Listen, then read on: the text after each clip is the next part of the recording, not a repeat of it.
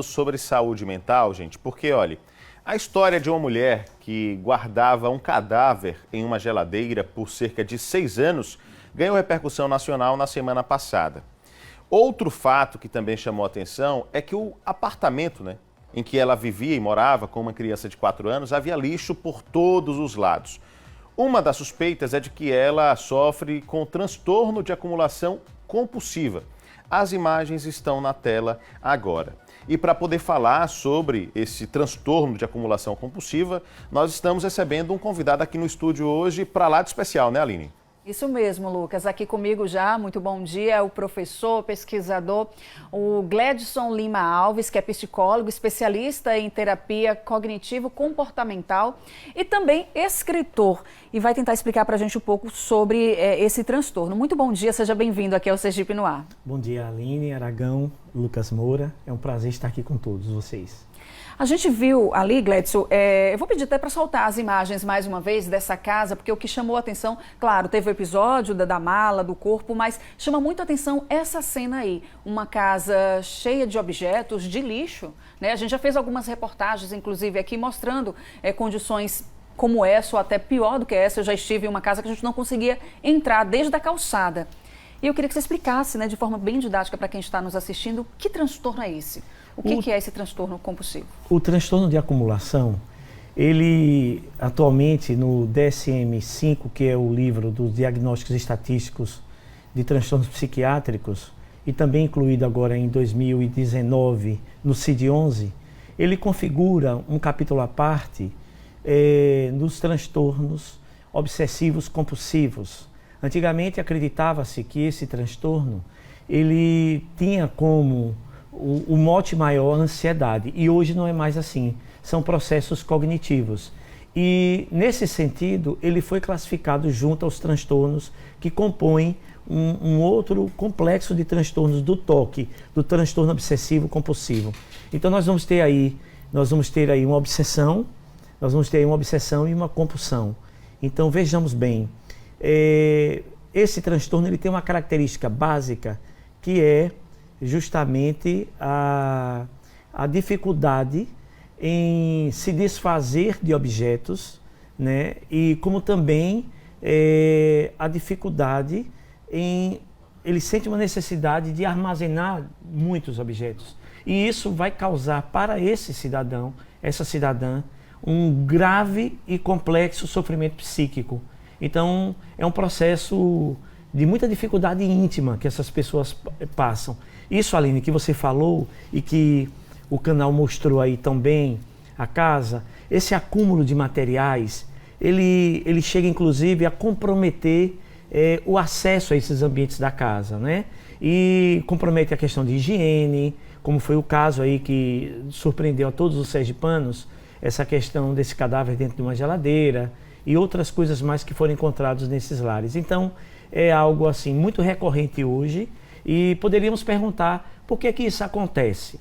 Veja, de acordo com os estudos, 50% dos casos identificam que são sempre decorrentes de problemas de cunho genético, digamos, famílias que tenham pessoas que já sofreram isso.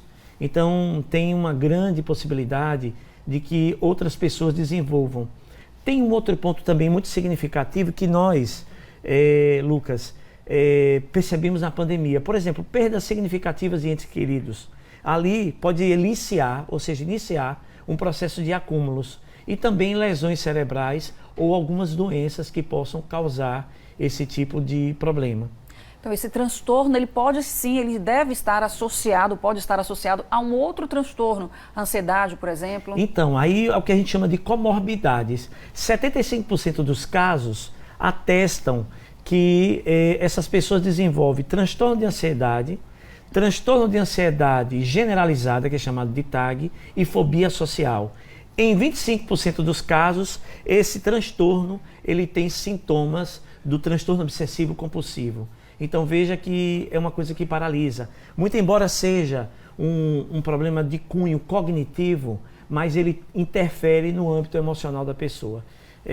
A gente poderia pensar o que a família então deveria fazer.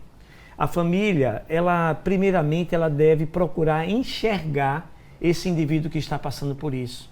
Não pensar que isso é um desleixo, tão somente, pensar que é uma questão de higiene, tão somente. Tentar enxergar esse indivíduo. Ao enxergá-lo, verificar o padrão comportamental que ele vai desenvolver diante desse processo todo de sofrimento psíquico. Ao perceber isso, eu recomendo que inicie um acolhimento, procurando saber dele o que é que está significando, ele se desfazer ou não daquele objeto, qual a dificuldade daquilo. E essa pessoa ela vai expressar essa dor. Na verdade, o que essas pessoas precisam é também desse acolhimento, dessa compreensão. Deve-se, Aline e Lucas, evitar, e queridos que nos ouvem em casa, discussões, brigas que aumentem essas tensões, esses estresses. O estresse é um fato hoje também, dentro dos processos que podem desencadear isso, algo assim muito significativo. E nesse sentido, é o que eu digo, fazer o devido encaminhamento ao serviço de psiquiatria e de psicologia.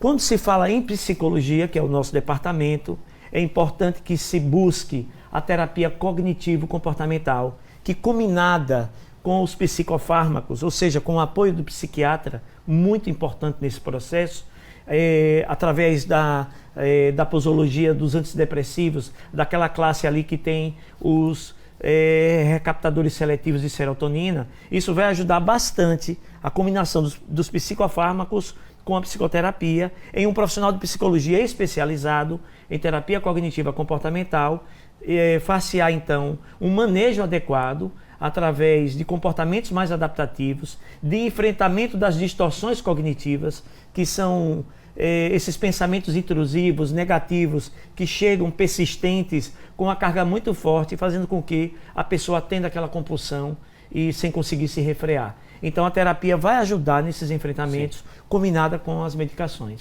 Lucas, tem uma pergunta? Tenho sim. Permita-me entrar nesse bate-papo também, nessa discussão, porque a gente sabe que, óbvio, existe o transtorno, e é um transtorno que deve ser tratado, mas também existem aquelas pessoas que gostam de guardar muita coisa. Muito bem. E que nem sempre, a depender do ponto de vista que se analise, trata-se de um transtorno. É só uma pessoa que gosta de guardar, que tem a dispensa, um armário, né, cheio de coisa, enfim, gosta de guardar. Posso precisar em algum momento. Né? Os colecionar, enfim. Até que ponto é de fato só uma precaução, um cuidado, estou guardando esses itens aqui porque posso utilizar, e em que momento se transforma em transtorno, né? Como diferenciar o que é transtorno e o que muito é só guardo muita coisa? Apego. Só apego. Lucas, parabenizo-te pela pergunta, porque é de extrema relevância.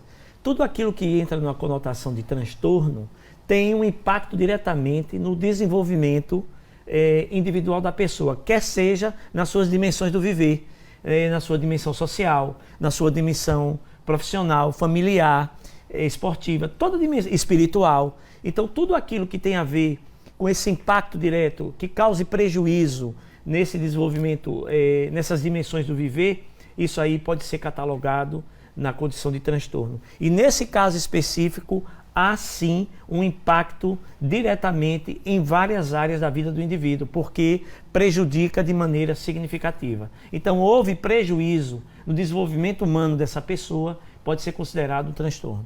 Um tema muito importante, a gente queria ter mais tempo para ficar aqui discutindo, falando mais sobre esse assunto que é muito importante, mas preciso te agradecer para a gente seguir aqui com o programa. Muito obrigada pela participação, está convidado a voltar mais vezes. Um bom dia a todos, muito obrigado a vocês. Nós que agradecemos.